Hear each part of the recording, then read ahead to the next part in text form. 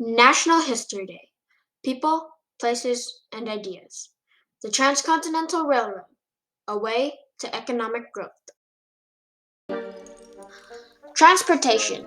It plays a big role in the development and growth of one's nation. In the 1840s, America started to expand its territory westward when gold was discovered in California. During that time, traveling around was hard, dangerous, and expensive. For years, dreamers had an idea of a railroad that connected the Atlantic and Pacific coasts, until Theodore Judah and the Big Four showed innovation by building the Transcontinental Railroad. It took a great amount of engineers' vision and determination, the contribution from people and surveyors who built the railroad, the investors who risked their money in business, the politicians who approved the bill, the Irish and Chinese immigrants, along with the veterans, who did the backbreaking and hard labor of the tracks. This started a time of rapid population and economic growth, known as the Gilded Age. In the 1830s, the first American steam locomotive made its debut. It connected cities all throughout the East. By the year 1845, a merchant in New York named Asa Whitney presented to Congress an idea of a railroad funded by the government. However, the Congress was divided by this and didn't go through. But this started the idea of the Transcontinental Railroad. During the 1800s, people traveled on horse, boat, or wagon. This made travel long and dangerous. Going to the west with a wagon would take you 20 miles a day, meaning you would be traveling for a long time. Traveling by sea would take much longer. Depending on the wind conditions, it would take you months to get to America. Suddenly, the number of people taking the journey increased to around 300,000 due to the huge amounts of wealth that was discovered in America, known as the Gold Rush. During this period, the first settlers began to move westward. People first found out about gold in California, 1848. A man named John Sutter was building a sawmill in the foothills of the Sierra Nevada mountains. One of his workers, James Marshall, noticed a gold rock and found out it was real gold. The word quickly spread and was even featured as a headline in a newspaper in San Francisco. At that time, not many people lived in California, but this quickly changed. In 1860, a civil engineer named Theodore Judah had reignited the idea of a railroad that would expand through the Sierra Nevada mountains. He had a dream that a man could ride a train from New York to California in a matter of days. Judah then drafted a plan and sent it to the Congress. It didn't take long for the government leaders to be convinced that this project would be a necessity for the growth of the country. Judah had gathered several investors at that time. He even got the support of the President, Abraham Lincoln. Thus, the Central Pacific Railroad Company was formed. By the year 1862, the Pacific Railroad Act tasked the Central and Union Pacific Railroad Companies with building a railroad that connected the country. For 7 years, the two groups would have a competition. One side started from Sacramento, California, and the other from Omaha, Nebraska, until they met in Promontory Point, Utah.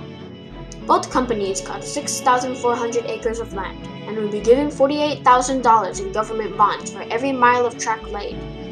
The workers endured harsh obstacles and near-death experiences.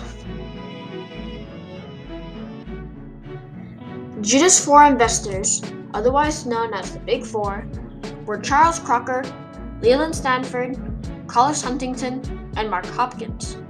None of the four had any prior experience in building a railroad, so they borrowed heavily and did loopholes in order to get the most amount of money. Theodore Judah was not happy about this. However, he searched for new investors to buy them out. On his way to New York, he caught yellow fever and died on November 2nd, 1863. A Civil War veteran named Greenhill Dodge had become the chief engineer of the Union Pacific. In 1865, the workers had been struggling to survive due to the intensity of the labor. So, the head engineer for the Central Pacific, Charles Crocker, began to hire Chinese immigrants to come and work on the tracks because it was easier to ship workers from China than America. Since they built the Great Wall of China, they would be a great attribute. However, they were overlooked as inferior. but they quickly proved themselves, as they were tireless and determined. About 14,000 of them were undergoing the hard work by the early 1867.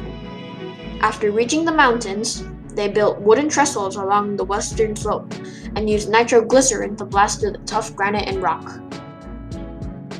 As the Central reaches the halfway point and arrives in Winnemucca, Nevada, Crocker thought this place would be good for the railroad to intersect the stage lines that ran both north and south. By the year 1870, a year after the railroad's finishing, Winnemucca quickly started to flourish, as it was already a modern town with at least 300 residents. This place became an ideal place for trading and resources, due to the mining region that goes through the city. As the company arrives in the final town, Elko, Nevada, this area developed and became a central business hub for the country. It was a critical distribution point for the Central Pacific in northeast Nevada. On the other hand, the Union Pacific had to lay much more track. In Omaha, Nebraska, Dr. Thomas Durant, a financier, had legally gained full control of the project. He also set up an illegal company named Credit Mobilier, which gave him and several other investors profits from the railroad's construction. As the Civil War ended in 1865, thousands of unemployed young men from the Union and Confederate armies needed a job. For the Central and Union Pacific, this meant a great increase of funds. At that time, the Gilded Age, a time of rapid economic growth, was coming to a start, and America began to take its place as a world power. But before America could industrialize, it needed a transportation system.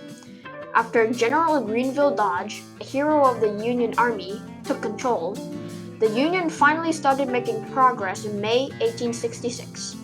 They encountered conflicts with Native Americans since the railroad interfered with their hunting. Not only that, but the region was scarce in food and water. The Union has now reached their halfway point and arrived in Cheyenne, Wyoming. This place is known as the capital of the state today, but in the time the railroad was being built, this place was known as the homeland of the Native American Cheyenne tribe. By the time they arrived, there was already a terminal town that was established. Within a year, Cheyenne was already a growing city. It had a variety of engineers, lawyers, artists, and hunters. When Wyoming became a state, they chose Cheyenne as their capital because of the railroad that went through it. The company has now reached their final city, Corrine, Utah. This town was originally meant to be the freight transfer point for the shipment of goods and supplies to mining towns. Once they leave this town, they will be miles away from the Central Pacific, and the track would be finished. On May 10, 1869, Promontory Point, Utah, the Transcontinental Railroad was completed. A large group of surveyors, dreamers, engineers, financiers, politicians, and thousands of Chinese, Irish, and German settlers, along with the veterans and other workers, had turned this idea into reality. The news quickly spread throughout the nation by connections of telegraphs with the last spike of gold from California. It didn't take a long time for people to quickly populate the land. It now ensured safe travel. But this railroad had not only reduced the time of travel, but dropped the prices of train tickets. It gave way to an economic boost in America. This made the economic export of Western resources to Eastern markets easier than ever before. It also escalated conflicts between Native American tribes, to the point where they were forced onto reservations. People who worked in the railroad had bought farmlands in the Great Plains. Building the Transcontinental Railroad gave way to new opportunities towards westward expansion. In a time where traveling around was challenging and inefficient, this railroad had shown the way to the population of America, chances of economic growth, and the union of the continent.